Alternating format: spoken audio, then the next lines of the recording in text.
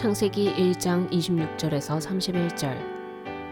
하나님이 이르시되 우리의 형상을 따라 우리의 모양대로 우리가 사람을 만들고 그들로 바다의 물고기와 하늘의 새와 가축과 온 땅과 땅에 기는 모든 것을 다스리게 하자 하시고, 하나님이 자기 형상 곧 하나님의 형상대로 사람을 창조하시되 남자와 여자를 창조하시고, 하나님이 그들에게 복을 주시며 하나님이 그들에게 이르시되 생육하고 번성하여 땅에 충만하라. 땅을 정복하라. 바다의 물고기와 하늘의 새와 땅에 움직이는 모든 생물을 다스리라 하시니라.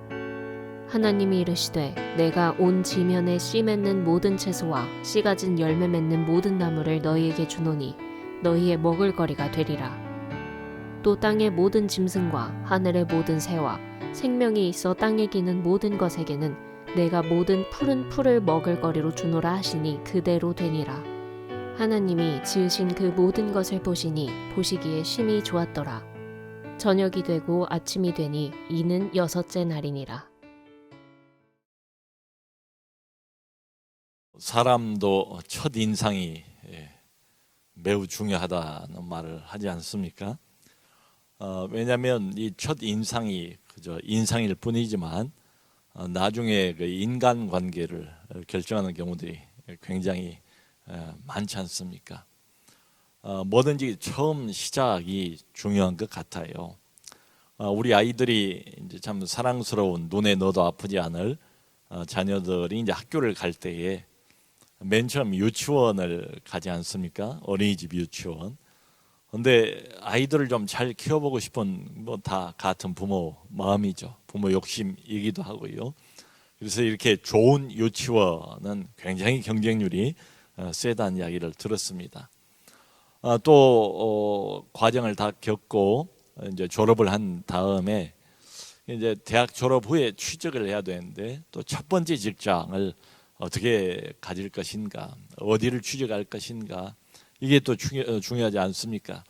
이제 먹고 사는 문제, 결혼까지 이제 연결이 되고 뭐 등등을 이후를 생각을 해보면 졸업 이후에 어느 직장을 선택해서 처음 일을 할 것인가, 이제 사회생활 첫 걸음을 딛는 거죠. 그래서 매우 신중하게 생각을 하고 또 가급적이면 좋은 직장을 얻으려고 젊은이들이 무던 애를 많이 씁니다. 뭐 이해할 만하지요. 여러분 그 처음에 가졌던 목표도 또 얼마나 중요합니까? 처음에 목표는 좋았는데 가다가 이제 초심을 잃어버린다, 처음 마음을 잃어버린다 해서 그 처음 마음을 또 돌이키자, 그걸 찾자, 또 기억하자, 이런 이야기도 우리가 합니다. 여러분 그 창세기는 성경 66권 중에서 맨 처음 나오는 책입니다. 말하자면 성경 하나님의 말씀인데 이 하나님의 말씀인 두꺼운 성경의 첫 인사이 바로 창세기 아닌가, 맨 처음 나오는 책이니까. 그런데 이 창세기는 또 나중에 따라 나오는 모든 다른 기록들, 그러니까 65권이 되겠죠. 나머지 65권의 기록에 대한 일종의 서론격이기도 합니다. 서론격이면서 모든 성경은 다 하나님이 영감을 주셔서 기록하게 하셨으므로 다 이게 거미줄처럼 연결이 되어 있어요. 창세기는 반드시 전체 성경의 어떤 핵심적인 주제를 포함을 하고 있는 책이죠. 또 포함을 하고 있어야 마땅하고요. 흔히 창세기를 그래서 시작의 책이다, 시작의 책이다, 이렇게 부릅니다. 아닌 게 아니라 여기를 보면 1장에도 뭐 모든 것의 시작이 여기 기록이 되어 있지 않습니까? 우주의 시작, 생명의 시작, 또 동식물의 시작, 또 인간의 시작, 범죄와 타락의 시작, 구원의 시작, 예배의 시작, 제사의 시작, 또 안식일의 시작, 인류가 모여서 살면 문명의 시작, 또 결혼의 시작, 가정의 시작, 이 모든 것들의 시작에 관한 책이 바로 창세기입니다. 오늘 그 중에서도 이제 1장인데요, 가장 첫 번째 장입니다. 여기를 보면 하나님이 이제 태초에 천지를 창조하시니라. 이게 창세기 1장 1절 아니겠습니까? 근데 그 이후로 나와 있는 1장의 모든 그 기록들을 딱 보면 하나님이 창조를 하셨는데 그 창조의 특징들이 뭔가 하는 것을 몇 가지 살펴볼 수가 있어요. 맨 처음에 이렇게 눈에 띄는 특징은 뭔가 하면 하나님께서 세상 모든 걸 다 창조를 하셨어요. 보이는 것, 보이지 않는 것. 그래서 우리는 하나님을 창조주다, 조물주다 뭐 이렇게 부르지 않습니까? 근데 이 창조의 특성이 뭔가 보면 아무것도 없는 데서 하나님이 이 모든 것을 다 이끌어냈어요. 그러니까 어떤 재료가 있어가지고 그 재료를 가지고 하나님께서 주물러서 이것도 만들고 저것도 만들고 공중에다가 뭐 해도 달아놓고 별도 달아놓고 이런 게 아니다. 아무것도 없는 그야말로 무에서 유를 창조하셨다. 이게 특징이에요. 또 한 가지 창조를 보면 맨 처음 지금 창조에 관한 기사가 계속 등장을 하는데요. 하나님께서 어떻게 창조를 하시는가 하면 다 이 모든 것을 말씀으로 창조하세요. 흔히 말하는 삼라만상을 하나님께서 다 어떻게 만드시는가 하면 말씀으로 창조하셨어요. 그래서 맨 처음에 만드신 게 뭔가 빛입니다. 빛. 요 빛은 좀 특별한 빛이에요. 사실 이제 그 나흘째 되던 날 엿새 동안 창조를 하시는데 나흘째 되던 날 비로소 우리가 눈으로 보는 우리가 알고 있는 해, 달, 별, 광명체들을 그때 만드세요. 그러니까 이 빛은 그걸 만들기 전에 어떤 근원적인 빛이라고 그럴까요? 근원적인 빛. 이런 발광체들을 하나님께서 공중에 매달기 전에 먼저 만드신 빛입니다. 빛이 있으라. 말씀으로 다 차례로 말씀으로 창조를 하세요. 또 한 가지 이렇게 쭉 보면 여러분 이 창조가 그냥 마구잡이로 기분 내키는 대로 무질서하게 이렇게 만들어지는 것처럼 보이지는 않잖아요. 뭔가 모르게 하나님께서 계속 말씀을 반복해서 하시는데 질서를 따라서 차례대로 창조를 하신 것처럼 보이지 않습니까? 실제로 그래요. 창조를 하나님의 계획 가운데서 아주 질서정연하게 신적인 질서를 따라서 하나님께서 차례대로 하나씩 만들어 가십니다. 그게 6일 걸렸대요. 6일간. 자, 그런데 중요한 것은 맨 마지막에 뭘 만드셨는가 하면 이 모든 걸 다 만드시고 삼라만상을 다 만드시고 우주와 또 하늘과 땅과 바다와 그 가운데 모든 것들 동물과 식물과 이런 걸 다 만드시고 맨 마지막에 인간을 창조를 하셨대요. 자, 이게 중요합니다. 거기 이제 우리가 읽은 창세기 1장의 마지막 부분이에요. 여러분, 왜 하나님께서 참 우리가 뭐 언뜻 생각만 해봐도 존재하는 것들이 얼마나 많습니까? 헤아릴 수 없을 정도로 많은 것들이 존재하고 있잖아요. 보이는 것들 말할 것도 없고 보이지 않는 세계도 얼마나 무궁무진하겠습니까? 그런데 이 모든 것들을 하나님이 다 만드신 맨 마지막에 왜 인간을 만들었을까? 하필이면 여러분 뭐 우리가 무슨 파티를 하거나 모임을 갖거나 할 때도 가장 중요한 어때요? 사람은 맨 마지막에 등장을 하지 않습니까? 이렇게 보면 인간이 우리 하나님에게는 가장 중요하기 때문에 온 우주에서 해와 달과 별과 모든 동식물과 하늘과 땅과 눈에 보이는 것 보이지 않는 이 모든 것들을 총망라해서 하나님에게는 적어도 하나님에게는 창조주에게는 가장 중요한 대상이 누군가 바로 인간이기 때문에 맨 마지막에 만든 거지요. 자, 이렇게 보면 여기 이제 읽었던 그 내용에도 나옵니다만은 인간에게 이걸 준다, 식물을 준다, 뭘 준다. 이전에 창조했던 모든 창조는 다 인간을 위한 것이다 라고 보면 뭐 틀림없을 것 같아요.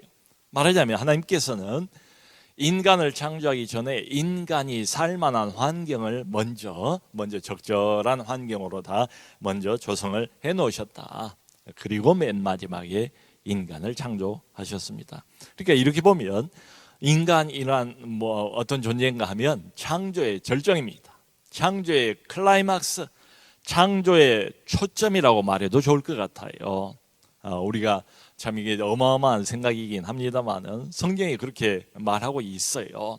세상의 모든 것을 다 만드셨는데 이 모든 것이 마치 맨 마지막 창조, 하나님의 창조의 최고의 작품인 인간을 위한 것처럼 그렇게 순서가 진행이 돼 있어요. 그걸 우리가 확실하게 해볼 수 있는 그 표현이 여기 31절을 보면 하나님이 이걸 다 만들잖아요. 역세 동안에 이걸 만들고 저걸 만들고 하면서 참 좋으셨는가 봐요. 만족스러우셨는가 봐요. 이제 만들어 놓고 그래서 보시기에 좋았더라 이렇게 나와요. 그런데 맨 마지막에 인간을 만들어 놓고 난 다음에는 하나님이 이제 만들어 놓은 작품 아니겠습니까? 감상평이 뭔가 하면 인간에 대해서만은 유독 심히 좋았더라. 심히 좋았더라. 다른 창조에 대해서는 그저 좋았더라예요. 좋았어요. 나쁘지 않아요. 괜찮아요. 잘 만들었어요. 하나님 스스로 흐뭇했어요. 만들고 난 다음에. 그런데 인간을 만들고 난 다음엔 유독 그 표현이 다릅니다. 좋아도 그냥 좋은 게 아니고 심히 좋았더라. 심히 좋았더라. 하나님의 어떤 만족스러움, 하나님의 기쁨을 극적으로 그야말로 이제 이렇게 좀 과장은 아닐 겁니다. 실제로 하나님이 그렇게 느끼셨던 것 같아요. 대단한 기쁨, 참을 수 없는 기쁨, 억누를 수 없는 어떤 참 환호성이 터져 나오는 이런 기쁨, 심히 좋았더라. 이렇게 말씀을 하세요.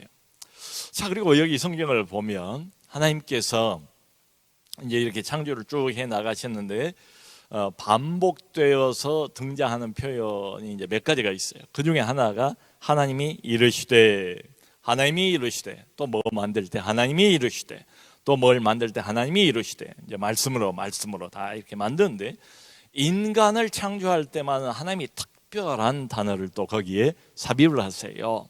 하나님이 그들에게 이르시되, 28절에 하나님이 그냥 이르시되 뭐 혼잣말 하는 것처럼 이렇게 표현을 하지를 않으시고, 여러분 생각해 보세요. 하나님이 대상이 있어요.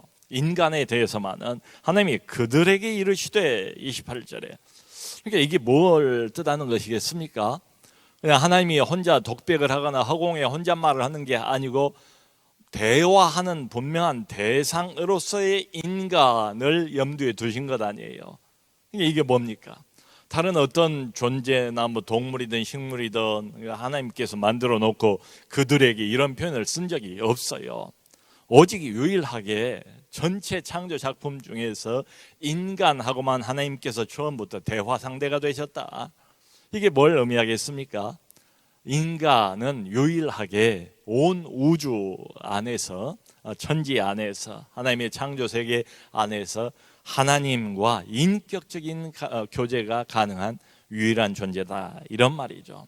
그러니까 이게 뭐 나중 가서 하나님이 인간하고 뭐 소통을 하고 이런 게 아니고 창조하신 처음부터 하나님의 마음속에 인간을 향한 의도가 뭔가 하면 인간은 특별한 대화의 상대, 소통의 상대, 교제의 상대로 처음부터 지으셨다, 이 말이죠. 자, 그리고 이것을 극적으로 표현해 주는 표현이 이제 우리가 잘 아는 26절에 등장을 하는데요. 뭐라고 말씀을 하시는가 하면 하나님이 이제 말하자면 회의를 하는 거예요. 천상 회의를. 성부, 성자, 성령께서 삼위일체가 이렇게 말씀을 하세요. 우리가 우리의 형상을 따라 우리의 모양대로 우리가 사람을 만들고, 그리고 기왕에 만든 모든 것을 이 사람으로 하여금 다스리게 하자라고 말씀을 한 대목이 나와요. 여기 우리는 명백히 성부, 성자, 성령 삼위일체를 의미하는 거지요. 자, 여러분, 이 삼위일체 하나님, 창조주이시고 조물주이신 이분, 모든 것의 근원이신 바로 이분, 모든 것을 만들어내는 궁극적인 원인자가 되시는 이분이 우리의 형상을 따라 우리의 모양대로 우리가 사람을 만들자 하고 기왕에 만든 모든 그 전권을 이 사람에게 우리가 주어서 이 모든 걸 다스리게 하자라고 말씀을 했다는 거예요. 자, 이렇게 보면 몇 가지를 우리가 봤습니다만은 창세기 1장에 분명하게 드러나는 건 뭡니까? 하나님의 최대 관심사는 뭐예요? 사람이에요. 하나님의 최고의 작품, 온 천지 만물, 대단한 게 얼마나 많아요. 우주가 얼마나 끝도 없이 한도 없이 우리의 머리로 상상조차도 이게 불허하는 그런 넓이와 깊이를 가지고 있습니까? 우리 인간, 지구, 거기에 비하면 아무것도 아니죠. 먼지 한 톨밖에는 안 되는, 이렇게 작고도 작은 이런 존재인 것처럼 보이는데 하나님은 그렇게 보지 않는다. 이 모든 걸 만드신 하나님의 정작 진짜 관심사는 어디 있는가? 바로 인간이래요. 최대 관심 인간, 최고의 작품 인간. 그러니까 하나님께서 여기 아주 특별한, 우리가 주목할 만한 표현을 쓰시잖아요. 우리의 형상을 따라 만들다. 우리의 형상. 얼마나 대단한 표현입니까? 하나님이 하나님 자신의 형상, 조물주, 창조주, 전능자, 절대적인 권능을 가지고 있는 그분, 창조주 자신의 형상을 따라서 만들자. 우리 모양대로 만들자. 여러분, 그러므로 인간은 참 대단한 존재입니다. 이거 몇 가지만 우리가 언뜻 봐도 인간은 하나님과 이게 교제를 나눌 수 있는 그런 존재, 하나님의 형상을 본따서 만들어진 이런 존재예요. 그러니까 사람은 여러분 지정의라는 게 있지 않습니까? 지정의, 이게 있어요. 인간만큼 지혜가 발달하고 감정이 있고 또 의지가 이렇게 활발한 이런 존재가 없죠, 이 땅 위에. 근데 그것만 있는 건 아니에요. 하나님은 영이세요. 그러므로 인간에게도 하나님께서 하나님처럼 하나님과 교제할 수 있는 소통의 통로로서 영을 하나님께서 부어주셨죠. 사람은 영이에요. 사람은 그저 지정의 이것만 가지고 있는 건 아니에요. 사람은 처음부터 영이었습니다. 믿지 않는 사람도 다 지정의는 가지고 있잖아요. 안 그렇습니까? 그런데 부족한 게 뭡니까? 영이 없어요. 하나님을 알 수 있는 영이 없어요. 하나님과 접촉할 수 있는 영이 없어요. 하나님과 소통하고 교제할 수 있는 영이 없는 사람들이 많잖아요. 근데 원래 처음 창조 때는 그렇지 않았다. 하나님이 지정의를 주셨을 뿐만 아니라 영을 부어 주셨다. 목적은 한 가지예요. 그걸 주신 것은 우리의 형상을 따라 우리의 모양대로 사람을 만들자. 하나님과의 인격적인 교제를 위해서 이걸 다 주셨다는 거죠. 여러분, 우리가 참 조그마한 개미하고 교제가 가능할까요? 우리가 개미처럼 되기 전에는 교제라는 게 불가하지 않습니까? 그런 거예요. 하나님께서 하나님과 교제할 수 있는 특별한 존재로서 인간을 창조하셨고 교제가 가능할 수 있도록 소통의 통로로서 하나님께서 지정의도 부어주시고 그리고 하나님의 영도 부어주셔서 사람을 만드셨다, 이렇게 말씀합니다. 여러분, 로마의 바티칸시에 시스티나 성당 있지 않습니까? 그 시스티나 성당을 가보면 그 유명한 게 뭡니까? 그 천장 그림 아닙니까? 천장에 미켈란젤로, 유명한 미켈란젤로가 그린 천지창조 작품이 있잖아요. 그래서 창세기에서 이제 모티브를 따와서 그린 작품이에요. 근데 그 중앙에 보면 그 유명한 아담의 창조, 이게 그려져 있잖아요. 하나님의 형상을 따라서 인간을 만들었다는 이 말씀에 근거해서 하나님을 인간 비슷하게 수염이 이렇게 허옇게 난 이런 인간으로 묘사를 했는데, 이제 그게 하나님인 거예요. 여러분, 그 그림을 보여주고 있는 것도 뭡니까? 수많은 만물 중에서 하나님의 손가락이, 하나님의 오른쪽 손가락이 오직 그 인간의 왼쪽 손가락하고 이렇게 맞닿아 있는, 사실 그림은 이제 맞닿아 있지는 않아요. 조금 이렇게 떨어져 있습니다. 하나님께서 인간을 창조하는 그 찰나, 그 순간을 그려놓은 거예요. 어쨌거나 온통 하나님이 만든 수많은 생명체들 중에서 오직 유일하게 인간과 하나님의 손가락이 맞닿아 있다, 교제가 가능하다, 이런 이야기입니다. 자, 그러므로 창세기 1장 성경의 맨 처음 책을 보면 아주 분명한 게 앞으로 나오는 65권 성경 전체가 다 무엇을 이야기하고 있을 것인가 하면 성경은 뭔가 단도직입적으로 한마디로 정의를 하면 하나님과 인간에 관한 이야기다. 하나님과 인간의 관계에 대한 릴레이션십에 대한 이야기다. 여러분, 부부 관계 중요하지 않습니까? 부모 자녀 관계 얼마나 중요합니까? 우리가 사회생활을 하고 이 땅을 살아가면서 가장 중요한 게 인간 관계 아닙니까? 그런 것처럼 사람만 상대하면서 살아가도록 지음받은 존재가 아니라는 거지요. 원래 인간은 하나님을 상대하여 하나님과 관계를 맺고 살아가는 존재로 지음을 받았다는 겁니다. 그래서 사람에게 처음부터 가장 중요한 건 뭔가 하면 우리를 지으시고 우리를 만드시고 창조하신 살아계신 전능자 하나님과의 살아있는 인격적인 교제의 관계, 이게 매우 매우 중요합니다. 그게 창세기 1장이에요. 자, 여러분, 다른 관점에서 바라보면 이제 여기 안에 상당히 많은 이야기들이 함축이 되어 있어요. 인간이란 어떤 존재일까? 인간이란 무엇일까? 이건 철학에서 늘 나오는 질문 아니겠습니까? 철학자들은 이런 말도 하고 저런 말도 하고 인간에 대한 이런저런 정의들이 많이 있어요. 그런데 창세기 1장을 보면 아주 대답이 분명하게 나와요. 인간이란 무엇인가? 창세기 1장에 의하면 인간은 하나님이 만든 피조물이다. 하나님이 만든 피조물이에요. 그게 창세기 1장의 분명한 대답 아닙니까? 말하자면 이 말은 사람은 사람 스스로를 만들지 않았다. 사람은 만들어진 존재다. 만들어진 존재다. 만든 분이 따로 계시다. 만든 분이 따로 계시다. 요 한마디만 우리가 묵상을 깊이 해봐도 상당히 많은 것을 인생에 대해서 사람에 대해서 함축하고 있는 거지요. 여러분, 우리는 그저 피조물입니다. 우리를 만든 분이 따로 계세요. 그 전능자이신 하나님이 인간을 마지막에 이렇게 만드셨을 때에 그 만든 이유가 뭘까요? 만든 목적이 뭘까요? 그냥 심심해서 어쩌다가 돌 하나 이렇게 쭉 던져 보면 저기 날아가서 그냥 소리를 철퍼덩 내면서 물에 떨어지는 것처럼 어쩌다 우연히 하나님께서 그러다가 만든 존재가 아니라는 거지요. 분명한 목적을 가지고 하나님이 생각하는 계획을 따라서 질서정연하게 차례대로 만들다가 맨 마지막에 하나님께서 인간을 하나님 창조의 최고의 작품으로, 그러니까 보고 만들어 놓고 심히 기뻐, 너무 좋아하셨대.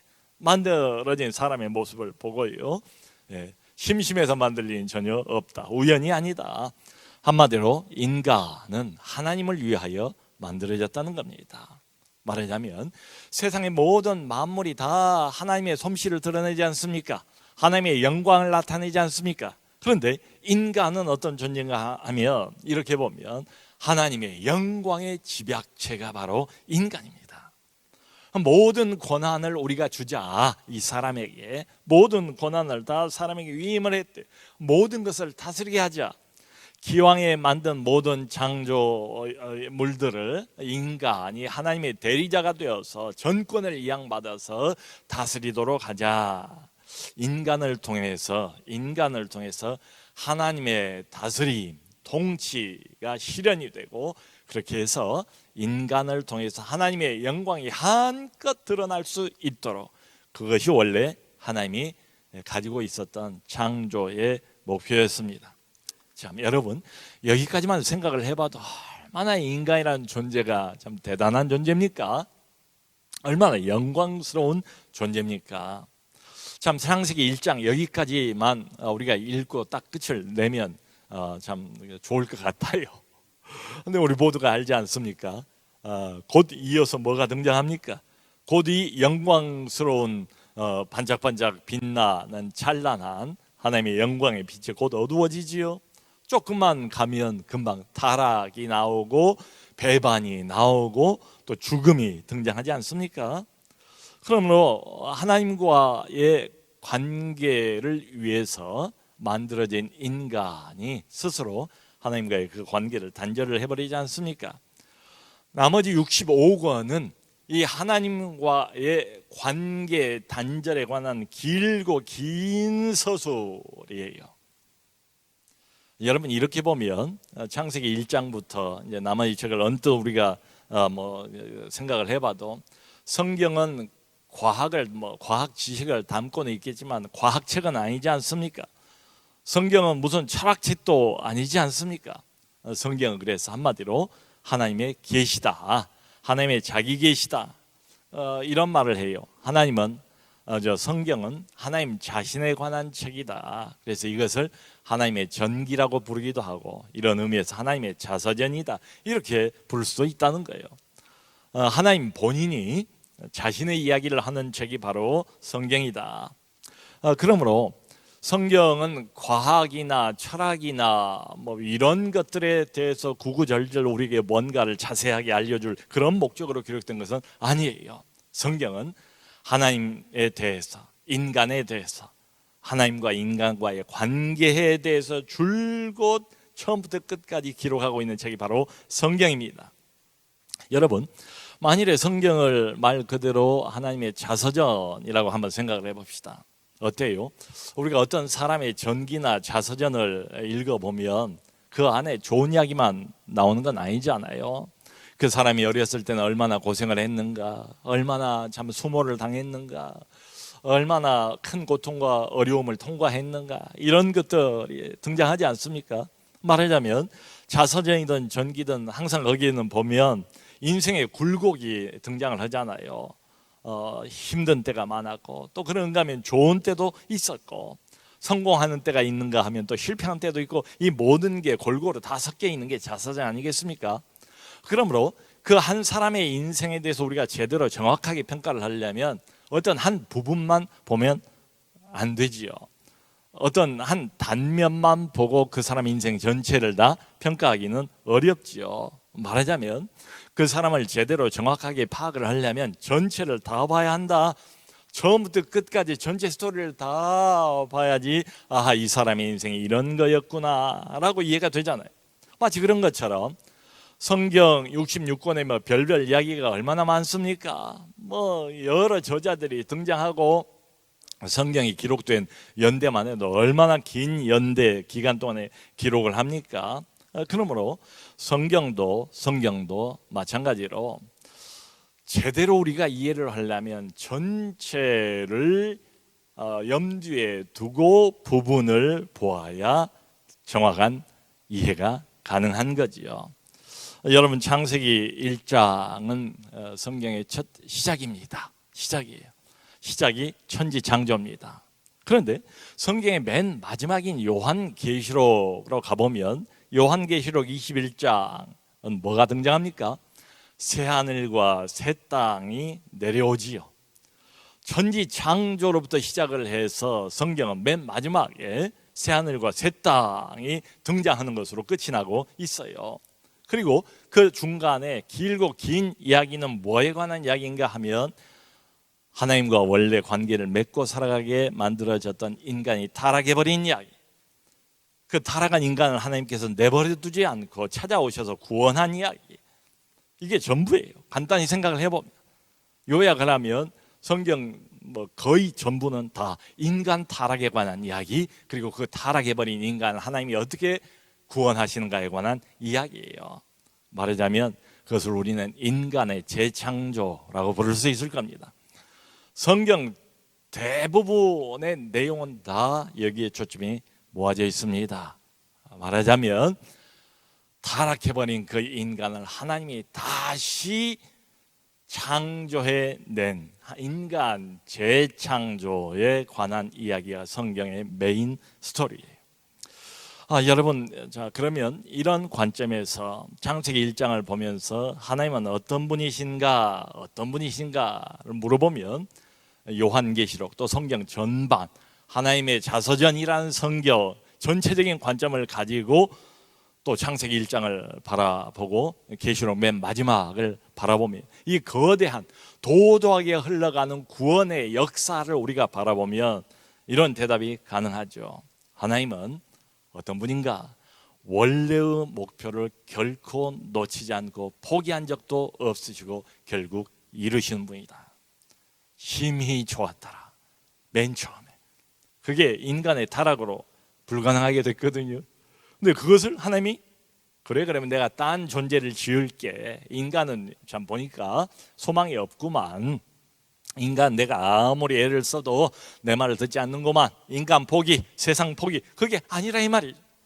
하나님은 자기 자신의 영광을 위해서 인간을 창조했다고 하지 않습니까? 그리고 보기에 너무 좋았대요. 기뻤대요. 그런데 인간 스스로가 먼저 타락을 해버렸어요. 하나님에게 등을 돌렸어요. 그리고 아버지의 집을 떠나버렸습니다.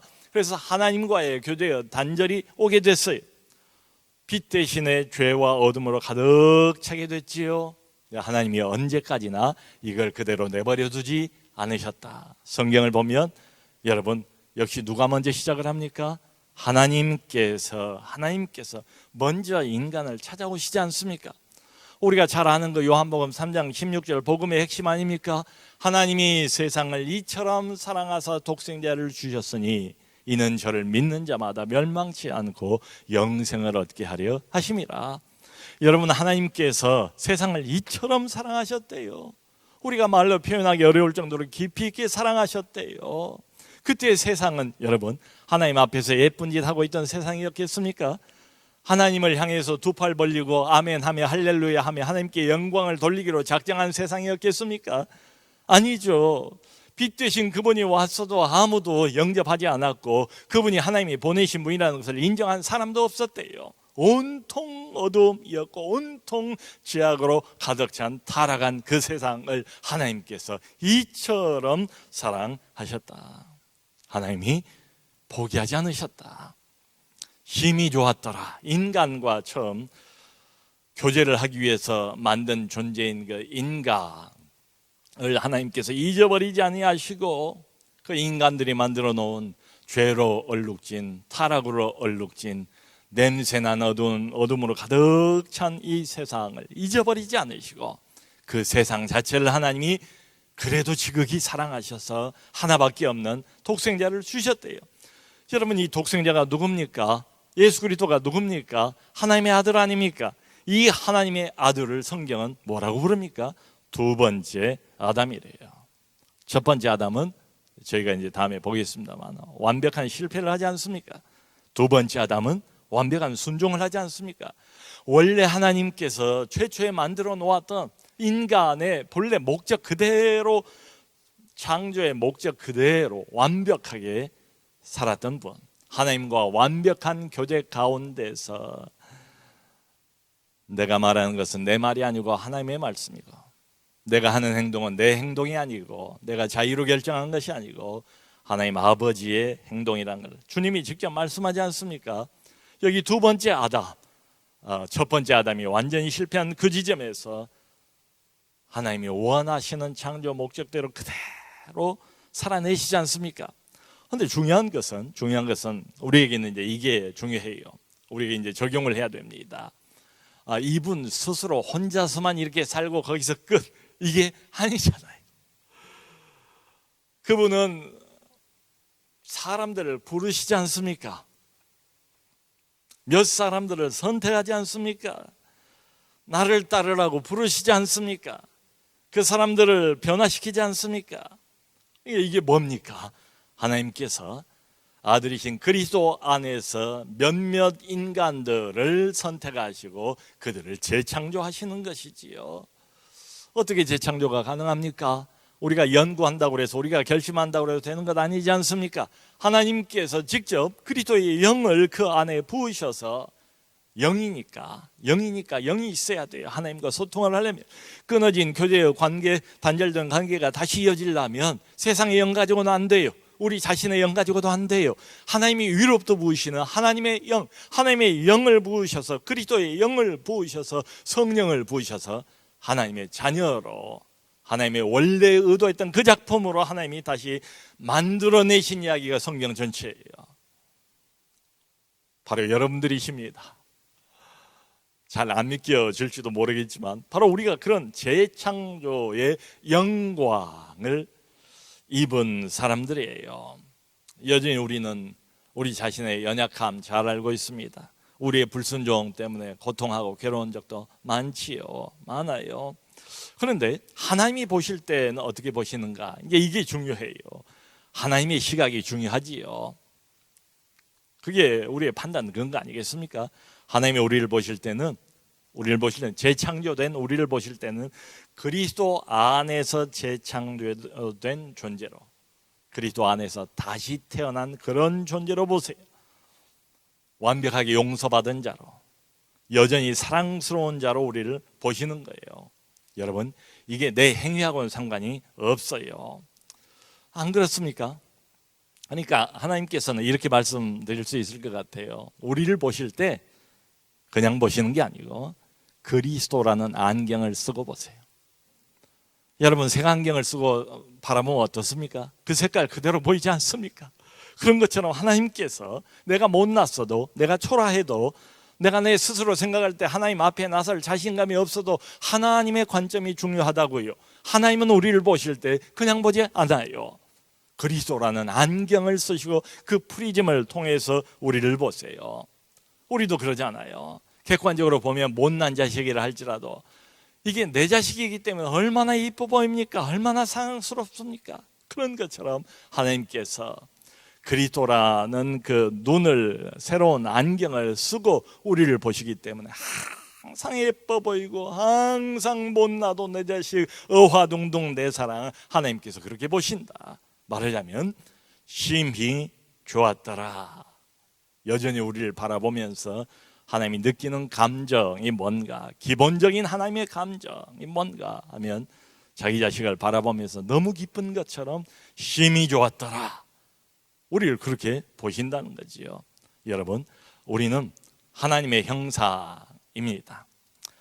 우리는 재창조된 하나님의 영광입니다. 하나님의 영광의 극치입니다. 심히 좋았더래.